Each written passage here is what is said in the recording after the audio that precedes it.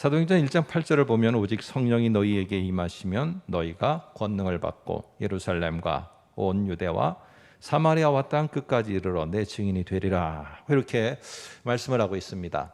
근데 여기서 우리가 한번 질문을 해보자는 겁니다. 예수님이 1장 8절을 왜 말씀하셨을까?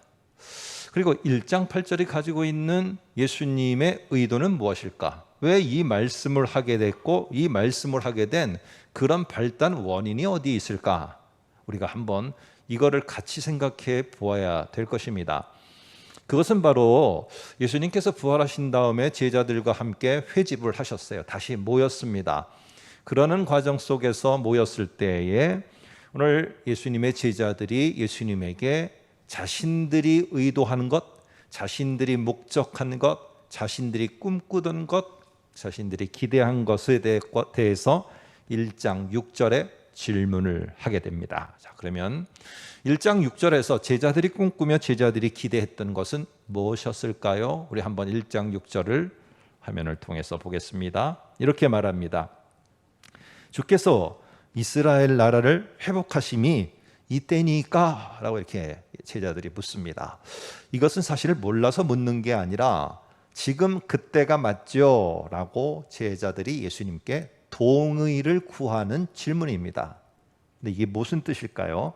바로 이 말은 지금 이들은 이 로마 제국의 이 속국으로 있게 되어집니다. 그러니까 그들의 말 속에는 로마 제국으로부터 우리가 해방되고, 그리고 우리가 옛날에 꿈꿨던 그 다윗 왕국과 같은 그 순간을 지금 우리가 재건하게 되는 때가 맞죠? 이렇게 말하는 겁니다. 그런데 오늘 예수님께서 볼 때는 이게 아닌 겁니다. 새 시대는 예루살렘 안에서 우리가 잘 되고 우리가 뭐가 하고 우리가 어떤 일을, 이게 아닌 거예요. 그래서 너희들에게 지금 정말 필요한 것은 무엇이냐? 그리고 내가 기대하고 내가 열어갈 새 시대는 어떤 건가?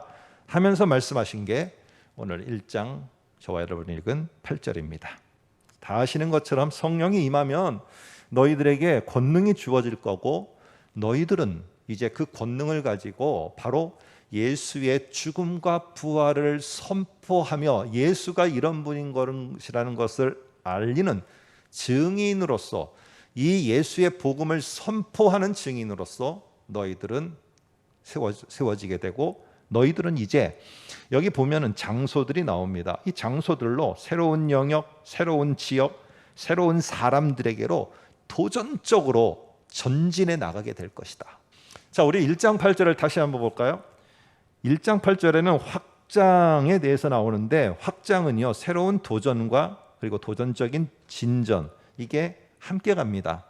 그래서 1장 8절에 보면 장소가 크게 네 군데가 나오는데, 하나는 예루살렘, 온 유대, 사마리아 땅끝입니다. 그래서 우리는 이 1장 8절을 갖고 어떻게 말하느냐면은 이게 점점 예루살렘에서 시작해서 확장되어져 간 거다. 하나님의 나라와 복음이 점점 세상을 향해서 점점 확장되어져 간다, 확대되어 간다는 것으로 우리는 이해합니다. 맞습니다. 그러나 조금 더 깊이 보면은 그 의미, 확장의 의미와 더불어서 조금 더 다른 의미가 그 속에 첨부되어 있습니다. 그러니까 오늘 1장 8절의 또 다른 중요한 의미는 뭐냐? 네 고정관념을 깨라는 거예요. 그래?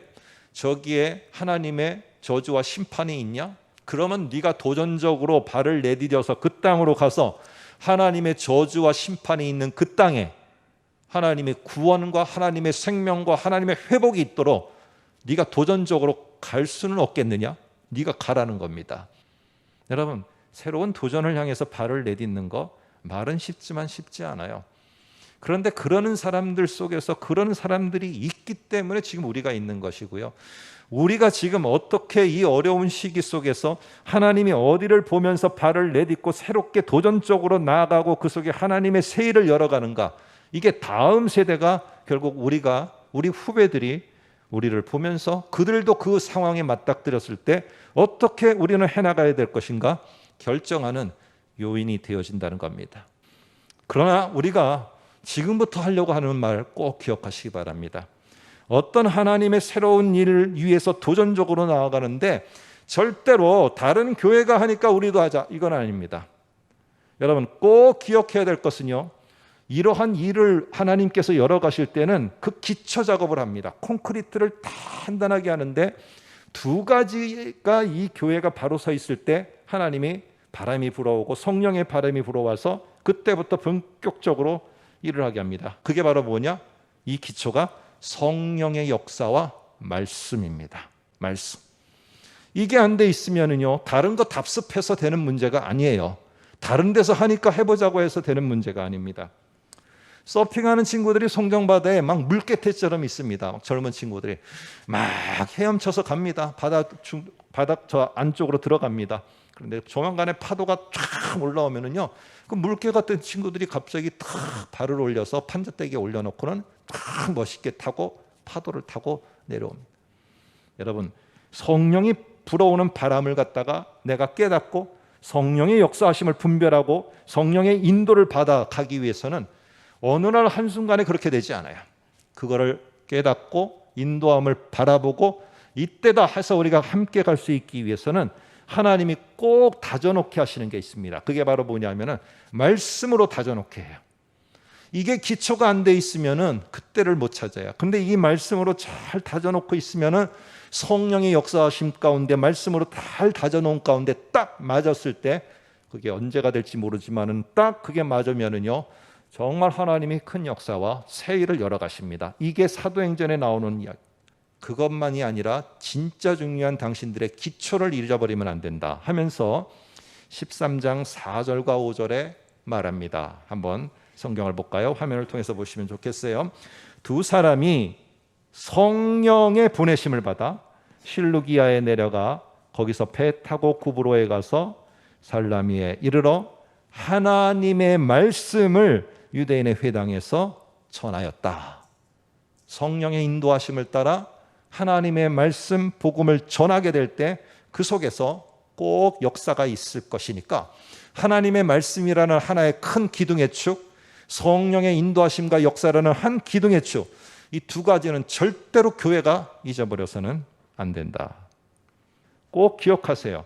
어렵고 힘들고 내가 지치고 내 자신 개인이 무너졌을 때 두 가지 기둥만 다시 딱 분명히 세우면 하나님이 무너진 나를 통해서도 우리를 통해서도 역사하십니다.